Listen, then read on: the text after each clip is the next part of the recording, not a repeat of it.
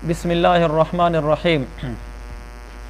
ये बाबुल बैअ अल फासिद मकतबा रहमानिया का सफ़ा नंबर 52 और मकतबा बुशरा का सफ़ा नंबर 75 की आखिरी लाइन। व बैअ उम्मिल वलद वल मुदब्बर वल मुकातब फासिदुन। उम्म वलद, मुदब्बर और मुकातब की बै फासिद है। मानाहु बातिलुन, इसका मतलब ये कि बातिल है। मैंने पहले बताया था कि मुतकद्दिमीन के यहाँ फासिद और बातिल की इस्तिलाह में तामीम थी। तामीम थी क्या मतलब, यानी वो इसको आम रखते थे। फासिद बातिल की जगह पर फासिद भी बोल देते थे। मुहद्दिसीन में भी ऐसे था, इनके यहाँ पहले तामीम थी। वो हदीस सही बोलते थे और हसन भी उसी के अंदर ही आ जाती थी, यानी हदीस हसन होती तो उसको सही कह देते थे। तो बहरहाल फासिद कहा है, लेकिन मुराद बातिल है। उम्मे वलद उस बांदी को कहते हैं जिस बांदी का मालिक से बच्चा पैदा हो जाए, तो वो उम्मे वलद हो जाती है। मुदब्बर, जिस ग़ुलाम को आका कहे कि मेरे मरने के बाद तू आज़ाद है, मुदब्बर। मुकातब, जिस ग़ुलाम को आका कहे कि तू इतने पैसे बदले किताबत के तौर पर अदा कर दे, तो इसके बाद फिर तू आज़ाद है। तो ये तीनों जो हैं ये है इंतहाअन वो आज़ाद होते हैं, लेकिन फ़िलहाल इन पर पूरी तरह आज़ादी का हुक्म नहीं होता। यानी जैसे मुकातब है, जब वो पैसे अदा कर देगा तो फिर आज़ाद होगा, ये नहीं कि अभी से ही आज़ाद हो गया है। मानाहु बातिलुन, इसका मतलब है कि बातिल है। अन्ना इस्तिक़ाक़ अल-इत्क़ी क़द सबत लि उम्मिल वलद, क्योंकि ये तीनों को हम ये साबित करेंगे कि इनमें कुछ न कुछ आज़ादी का पहलू आ चुका है और आज़ाद आदमी की बै जायज़ नहीं है। तो इन तीनों में चूँकि आज़ादी का, आज़ाद होने का पहलू आ चुका है, लिहाजा इनकी बै भी बातिल है। और आपको पता है कि आज़ाद की बै बातिल है, तो इनमें भी आज़ादी वाला माना मौजूद है। किस तरह?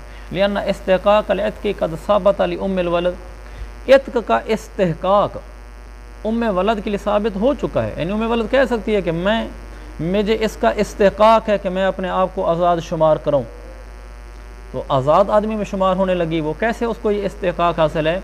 हज़ूर पाक सल्लल्लाहु अलैहि वसल्लम की वजह से जब अल्लाह के नबी के सामने हज़रत इब्राहीम, आप सल्लल्लाहु अलैहि वसल्लम के साहबज़ादे इब्राहीम, सैयदना इब्राहीम की वालदा यानी हज़रत मारिया किब्तिया जो कि बांदी थी, उनका तज़किरा किया गया, तो अल्लाह के नबी ने फरमाया आताक़हा वलदुहा, उसके बच्चे ने तो उसे आज़ाद कर दिया है।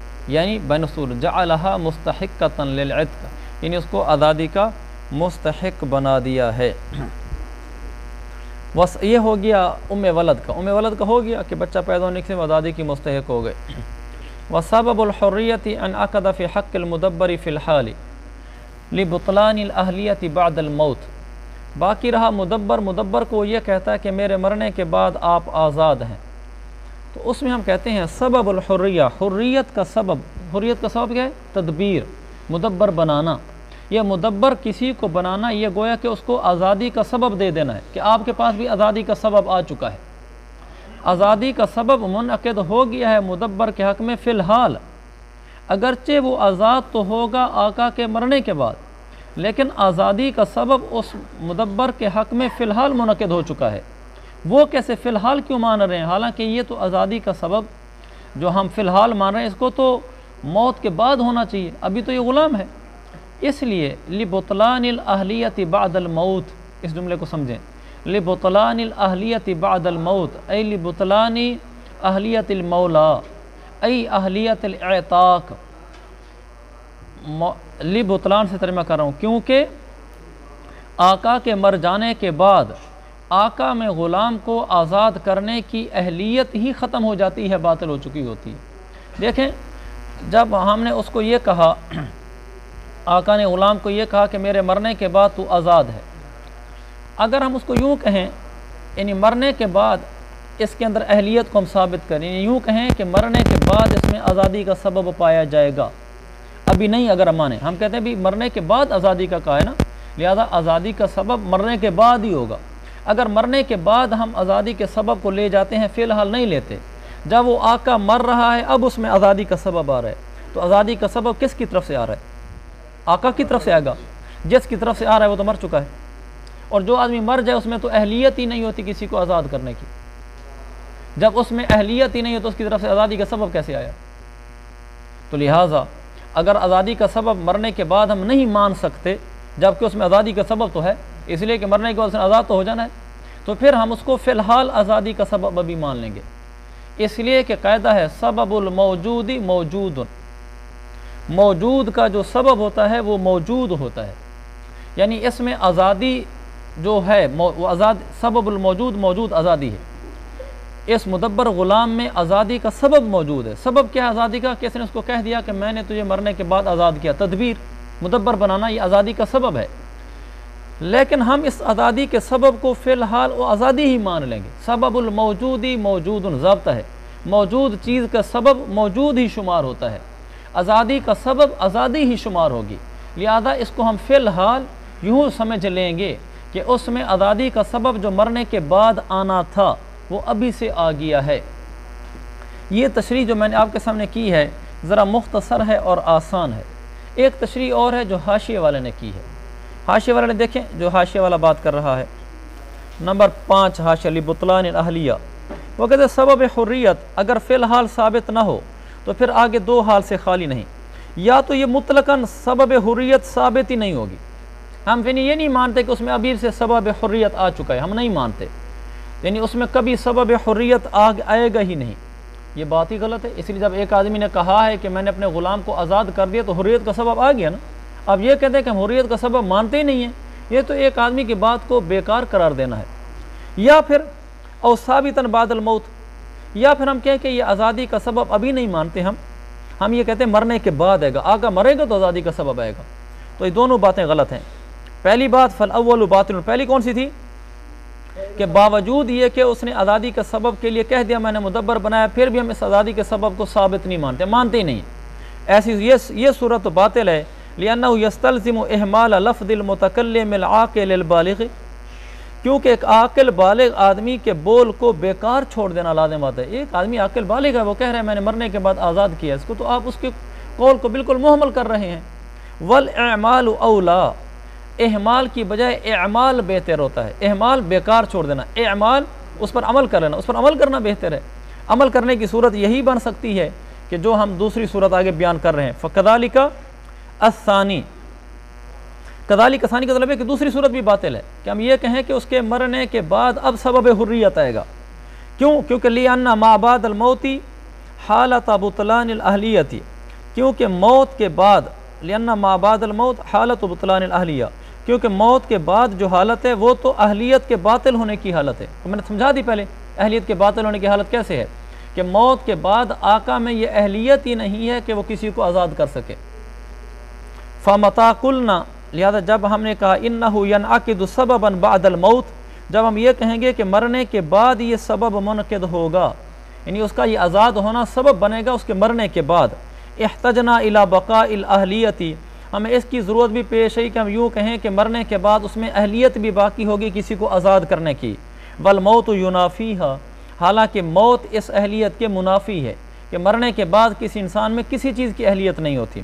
فدعت الضرورت الی القول بانعقاد تدبیر سببا فی الحال، لہذا ضرورت اس بات کی داعی ہوئی کہ ہم اس قول کو اختیار کریں کہ یہ جو تدبیر ہے وہ فی الحال ہی سبب ہو گیا ہے، مدبر بنانے سے فی الحال اس میں حریت کا سبب آ گیا ہے، البتہ تأخر الحکم الی ما بعد الموت، حکم موت کے بعد تک مؤخر چلا گیا ہے، سبب حریت ابھی آ گیا اور حکم موت کے بعد چلا گیا، جب سبب حریت ابھی آ گیا ہے تو اس میں گویا کہ حریت آ گئی، جب اس میں گویا کہ حریت آ گئی تو حر کو تو آپ نہیں بیچ سکتے، لہذا مدبر کو نہیں بیچا جائے گا۔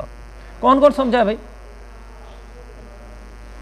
چلو، والمکاتب، تیسرا تھا غلام مکاتب، مکاتب کو بھی ہم نے کہا اس کی بے فاسد ہے، والمکاتب استحق یدن علی نفسہ لازمتا فی حق المولا، یدن علی نفسہ یہ پورا موصوف ہے، علی نفسی یدن کے متعلق جو ہو جائے گا، یا یدن ثابتاً علی نفسہ، یدن ثابتاً علی نفسہ، یدن موصوف ہے اور لازمتاً فی حق المولا یہ اس کی صفت ہے، یدن موصوف لازمتاً فی حق المولا صفت۔ اب ترجمہ یہ ہوگا مکاتب مستحق ہو گیا ہے اپنے اوپر ایک ایسے تصرف کا جو مولا کے حق میں اب پکا ٹھکا ہو کر لازم ہو چکا ہے، بس مولا اب اس کو نہیں بدل سکتا۔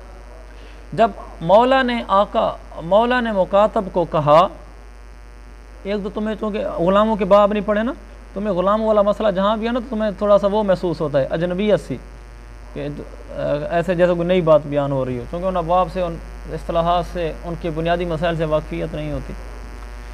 مکاتب وہ ہوتا ہے جس کو آقا یہ کہہ دیتا ہے کہ اتنے مال تو کما کر لا، تو آزاد ہے، اس کے بعد وہ مکاتب تصرفاً آزاد ہو جاتا ہے۔ راقبتاً وہ آقا کی ملک میں رہتا ہے، تصرفاً آزاد ہوتا ہے، یعنی اس کو اپنے اوپر تصرف کا حق حاصل ہو جاتا ہے، وہ اپنے اوپر خود تصرف کرتا ہے کہ جا یہ کام کر، پیسہ کما، جا یہ کام کر۔ آقا اس پر تصرف نہیں چلا سکتا کہ جا یہ کام کر، تو اس کو اپنے اوپر تصرف حاصل ہو گیا، اور ایسا تصرف حاصل ہو گیا ہے جو مولا کے حق میں لازم ہے۔ مولا کے حق میں لازم ہونے کا مطلب یہ ہے کہ اب مولا اس تصرف کو بدل نہیں سکتا۔ اب مولا یہ نہیں کہہ سکتا چل تو تصرف نہ کر، بدلے کتابت نہ کما، پیسہ نہ کما تو دوبارہ میرا ویسے غلام ہو گیا جیسے پہلے تھا، مکاتب ختم ہو گیا۔ یہ مولا نہیں کر سکتا۔ جب مولا ایک دفعہ کسی کو مکاتب بنا دے، پھر اس کو دوبارہ مکاتب نہیں بنا سکتا، یا دوبارہ عبد نہیں بنا سکتا۔ تو اسے پتہ چلا کہ مکاتب کسی لحاظ سے تو آزاد ہو گیا نا، تصرف کے لحاظ سے آزاد ہو گیا، اس کو اپنے اوپر ایک استحقاق حاصل ہو گیا ہے، اور یہ استحقاق لازم ہے مولا کے حق میں، مولا نہیں بدل سکتا اس کو۔ تو اب تک ہم نے 3 چیزیں پڑھی ہیں۔ ہم نے ولد میں پڑھا کہ اس میں بھی استحقاق عتق ثابت ہو گیا بچے کی وجہ سے۔ نمبر 2 ہم نے پڑھا کہ مدبر میں سبب حریت ابھی سے موجود ہو چکی ہے، گویا کہ حریت آ چکی ہے۔ نمبر 3 ہم نے پڑھا کہ مکاتب کو اپنے اوپر استحقاق تصرف حاصل ہو چکا ہے، اور تصرف کا استحقاق تو آزاد آدمی کو ہوتا ہے، غلام تو بیچارہ اپنے اوپر کوئی تصرف نہیں کر سکتا، لیکن مکاتب کو بہرحال تصرف استحقاق ہوتا ہے۔ تو ان تینوں میں وہ پہلو ہیں جو آزاد آدمیوں میں پہلو ہوتے ہیں، اور یہ تینوں ان پہلوؤں کے حقدار ہیں، تینوں کو یہ استحقاق حاصل ہو چکے ہیں۔ فَلَوْ ثَبَتَ الْمِلْكُ بِالْبَيْءِ، اگر مشتری کی ملک ثابت ہو جائے بیع کی وجہ سے، ان تینوں کی بیع، ولد، مدبر، مکاتب میں اگر ہم مشتری کی ملک ثابت کر دیں، لَبَطَلَ ذَلِكَ كُلُّهُ، پھر یہ تینوں چیزیں جو ہم نے پڑھی ہیں، کون سی؟ ولد کے لیے استحقاق عتق، مدبر کے لیے سبب حریت کا فی الحال انعقاد، اور مکاتب کے لیے اس کو اپنے ذات پر تصرف میں آزاد ہونے کا استحقاق، یہ تو پھر سب باطل ہو جائے گا۔ حالانکہ ان کو ہم باطل نہیں کر سکتے، اس لیے کہ ان کے یہ حقوق تو شریعت نے ان کو ولد بنتے ہی، مدبر مکاتب بنتے ہی دے دیے، یہ ان کا حق ان کو حاصل ہو گیا تھا، استحقاق ان کو حاصل ہو گئے تھے، اور بیع ہو رہی ہے بعد میں۔ جب بیع بعد میں ہو رہی ہے تو ہم ان کے اس حق کو باطل نہیں کر سکتے۔ کوئی یہ نہیں کہہ سکتا جی بیع ہو رہی ہے تو یہ غلام ہے تو ان کی بیع ہونی چاہیے، اگر ان کو استحقاق ہیں تو غلام بھی ہیں، ہم کہیں گے ان کو استحقاق پہلے حاصل ہوئے ہیں اور بیع بعد میں ہوئی ہے، لہذا جو چیز پہلے حاصل ہوئی ہے، مقدم والی چیز مؤخر پر مقدم ہوتی ہے۔ ان کو یہ استحقاق پہلے حاصل ہوئے ہیں، یعنی بچہ پیدا ہوتے ہی ولد میں استحقاق آ گیا، مدبر بنتے ہی اس میں سبب حریت آ گیا، مکاتب بنتے ہی اس میں تصرف آ گیا، یہ ان کو پہلے اولویت حاصل ہوگی، اب بیع ہوئی ہے، لہذا جو چیز مقدم ہے ہم اس کو باطل نہیں کر سکتے۔ اگر ہم بیع کرتے ہیں اور بیع کے اندر ہم کہتے ہیں ٹھیک ہے مشتری کے پاس یہ چیزیں بک کر چلی گئیں تو مشتری کو ملک حاصل ہو جائے گی نا، جب مشتری کو ملک حاصل ہو جائے گی تو باندی کو جو استحقاق عتق تھا وہ تو ختم ہو گیا، اس لیے کہ وہ تو اب کسی اور کی باندی ہو گئی، اس کا استحقاق عتق کہاں رہا؟ مدبر میں جو سبب حریت تھا یہ بھی باطل ہو گیا، اس میں جو آزادی کا سبب تھا جب یہ بک کر اگلے کے پاس چلا گیا، مشتری اس کا مالک ہو گیا، تو یہ حریت والا پہلو ختم ہو گیا۔ اور اسی طرح تیسرا میں مکاتب کو تصرف کا اختیار حاصل تھا، استحقاق حاصل تھا، جب یہ بیچارہ بک کر آگے چلا گیا ہم نے اس کی بیع نافذ کر دی، جب بیع آگے ہو گئی مشتری اس کا مالک ہو گیا تو پھر اس کا یہ استحقاق تو ختم ہو گیا۔ یہ کو کہہ رہے ہیں وَلَوْ ثَبَتَ مِلْكُ الْمُشْتَرِي بِبَيْعِ هَؤُلَاءِ، اگر ان کو بیچنے کی وجہ سے ان کے اوپر مشتری کی ملک ثابت کر دیں اور پھر ان کو اسی طرح غلام قرار دے دیں تو پھر تو یہ سارے استحقاقات باطل ہو جائیں گے، حالانکہ یہ استحقاقات تو ان کا حق ہے اور شریعت کی طرف سے ان کے لیے ثابت ہیں، لہٰذا بیع ہی درست نہیں ہوگی، فلا یجوز، اور بیع درست نہیں ہوگی۔ آگے ایک مسئلہ بیان کیا وَلَوْ رَضِيَ الْمُكَاتَبُ بِالْبَيْعِ أَيْ بَيْعِ نَفْسِهِ، اگر مکاتب خود راضی ہو جائے بک جانے کے اوپر، آقا اس کو بیچنے لگے اور مکاتب کو آقا نہیں بیچ سکتا، لیکن مکاتب راضی ہو گیا، مکاتب نے کہا ٹھیک ہے اگر آپ مجھے بیچنا چاہتے ہیں مجھے آپ بیچ دیں، تو اگر مکاتب راضی ہو جائے تو پھر انفسخت الکتابۃ، وہ کتابت فسخ ہو جاتی ہے، اور وہ کتابت فسخ ہو کر آقا کی عقد بے منعقد کرنا، وہ عقد نافذ ہو جاتا ہے اور بے آگے ہو جاتی ہے۔ تو اگر مکاتب خود راضی ہو جائے تو اس میں دو روایتیں ہیں۔ ایک روایت یہ کہ اب بھی نہیں بیچ سکتا اس لیے کہ مکاتب بنا چکا ہے، ایک روایت یہ کہ نہیں، جب آقا بیچنے لگا ہے مکاتب کو تو پھر اس وقت کتابت فسخ ہو جائے گی، پھر دوبارہ وہ گویا کہ غلام بن جائے گا تو اور بے آگے ہوگی تو جائز ہوگا۔ والاظہر الجواز، زیادہ ظاہر واضح راجح قول یہی ہے کہ اس کو بیچنا جائز ہے۔